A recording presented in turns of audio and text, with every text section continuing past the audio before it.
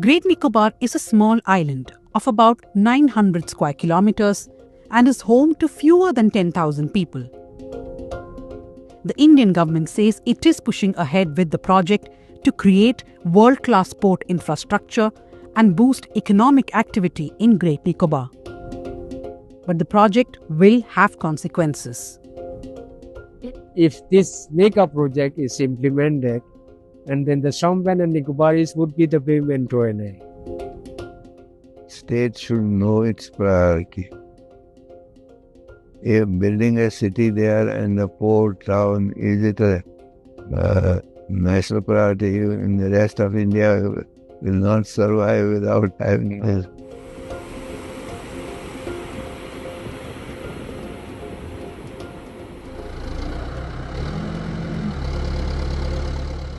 All of a sudden, there is a mega city right next door.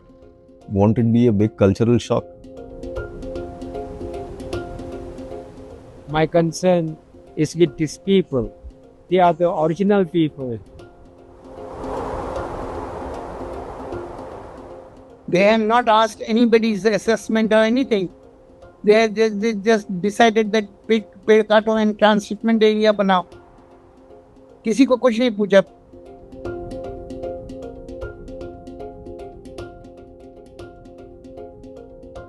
None of the Champagne or the Nicobaris are saying don't do a particular development. They're saying don't do the nasty. Don't spoil our location and our living space. Go ahead and do what you want, but मतलब हमको मतलब छोड़ दो. Disaster होने वाला है, हम बता रहे हैं. 20 साल पहले सुनामी हुआ था, क्या हुआ करके आप भूल गए. Now you are planning to have a mega city. कहां से होगा? How will it sustain?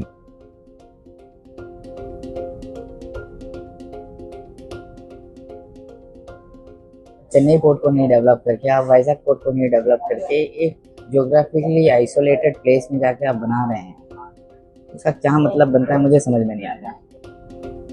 From the economic side and as well as from the environmental side, this is a very bad decision.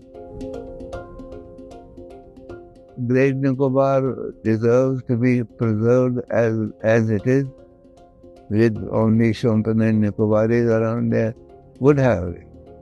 Because it is a protected, it has hundreds of species of plants and animals which do not exist many other places.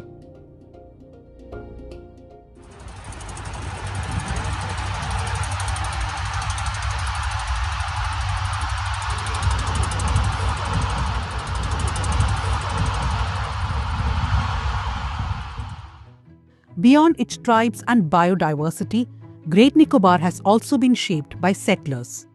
Ex-servicemen and their families moved here by the Indian state in the 1960s to strengthen its presence on the island.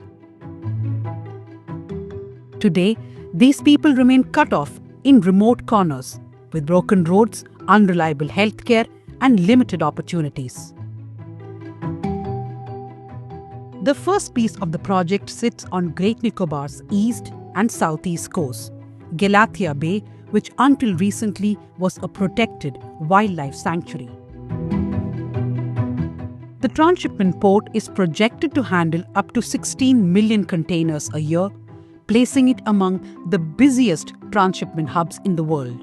But the port will replace more than 6 square kilometers of untouched tropical evergreen and littoral forest.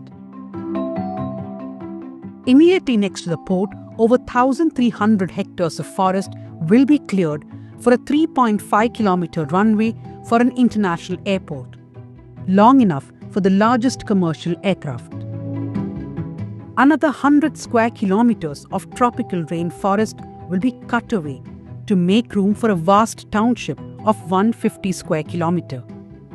And to keep all of this running, a fuel-based power plant will consume nearly 10 square kilometers of tropical rainforest, wiping out another 2 to 3 million trees. The Ministry of Environment, Forest and Climate Change estimates that less than 10 lakh trees will be lost to the project. but ecologists warn that this figure is misleading. Great Nicobar's tropical evergreen forests are far denser than those numbers assume. That means there are often 500 to 900 trees in every hectare.